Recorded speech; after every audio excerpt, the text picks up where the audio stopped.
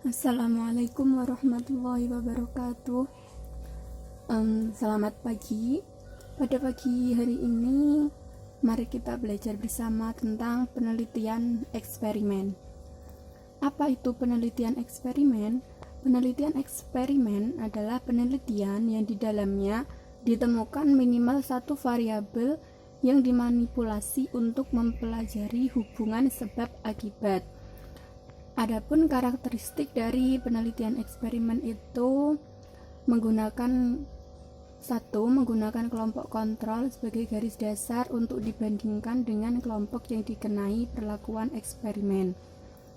Nah, dalam karakteristik yang pertama ini, artinya dalam penelitian eksperimen itu terdapat dua kelompok, yaitu pertama kelompok eksperimen, yaitu kelompok yang dikenai perlakuan atau eksperimen, dan kelompok kontrol, kelompok yang tidak dikenai perlakuan atau eksperimen. Karakteristik yang kedua menggunakan sedikitnya dua kelompok. 3. Memperhatikan internal validity. Internal validity itu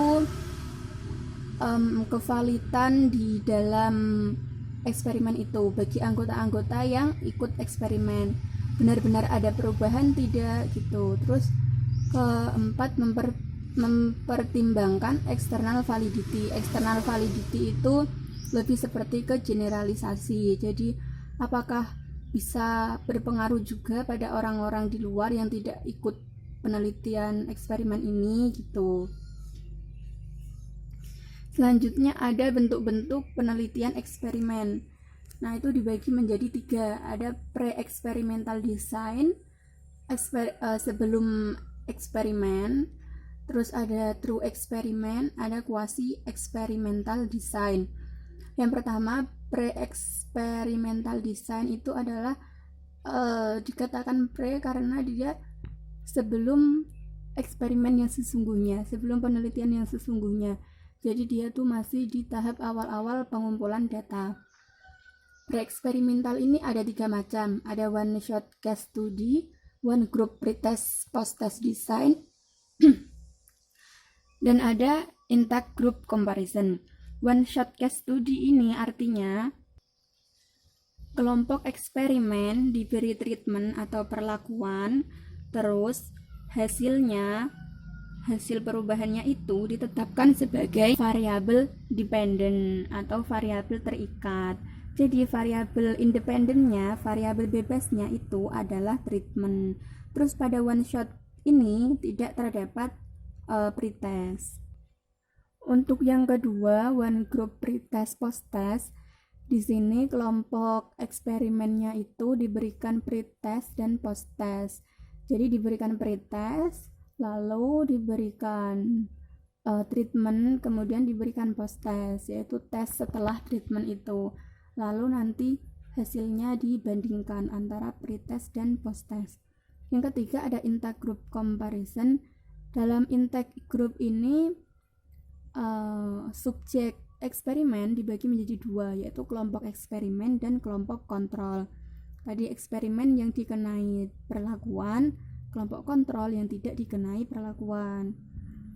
Kita masuk ke bentuk desain yang kedua, ada true experimental design. True experimental ini adalah sudah memasuki penelitian yang sebenarnya, eksperimen sebenarnya. Di sini pertama ada post-test only control. Jadi di post-test only control ini, kelompok eksperimen dan kelompok kontrol hanya diberi post-test. Jadi yang dites itu hanya hasilnya, tidak diberi pretest. Terus yang kedua ada pretest post-test control group. Nah, ini hampir sama dengan one group pretest post-test. Cuma yang di pretest post-test control group ini dia menggunakan 2 kelompok, yaitu kelompok eksperimen dan kelompok kontrol. Yang ketiga, the Solomon Four Group. Solomon Four Group di sini subjek eksperimen dibagi menjadi 4 kelompok. 2 kelompok diberi pretest, 2 kelompok tidak diberi pretest. Terus diambil satu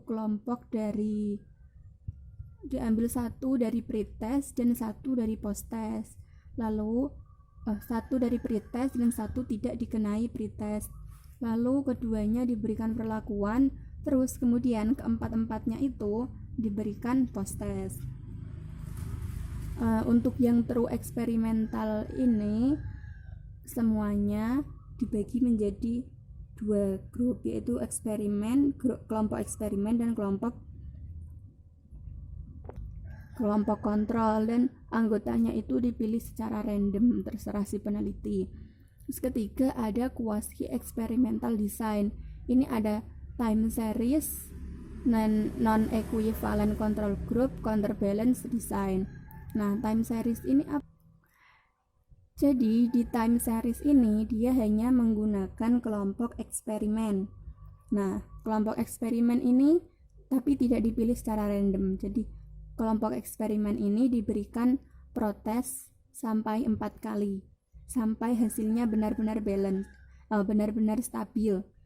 Jadi kalau selama 4 kali pretest itu hasilnya masih berbeda-beda, artinya kelompok eksperimennya itu masih labil, dan jika masih labil belum dikenai perlakuan atau treatment. Jadi dilakukan pretest lagi sampai si kelompok eksperimen ini dia stabil.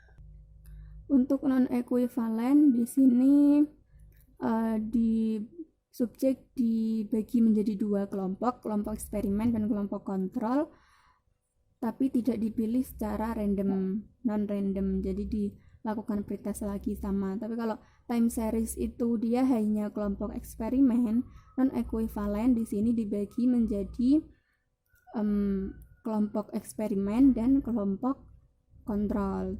Terus ada counterbalance design. Counterbalance design atau desain berimbang, artinya semua subjek mendapat perlakuan yang sama. Semua subjek dapat diberikan treatment atau perlakuan.